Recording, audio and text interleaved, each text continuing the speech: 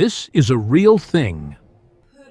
On November 4th, 2010, a giant A380 suddenly had a serious accident. 440 passengers were on the verge of death because of a 1 mm error in the engine manufacturing process. After the plane made 2 loud noises, the captain immediately realized that they were in a serious situation.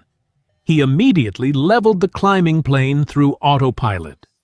Then, the 5 pilots turned all their attention to the aircraft electronic centralized monitoring system on the instrument.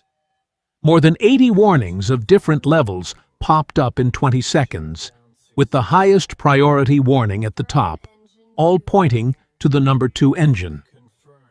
After the captain identified the problem with the number 2 engine, he immediately retracted the throttle. Sure enough, the number 2 engine fire alarm and failure warning appeared immediately. The crew released the number 2 engine fire extinguisher according to the procedure, but the fire extinguisher did not release. So, they released the second fire extinguisher, and there was still no response on the instrument. This is one of the many reasons caused by the cable being cut.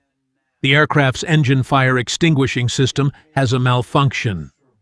After dealing with the problem with engine number 2, the crew discovered that the aircraft still had many warnings that were not related to the engine.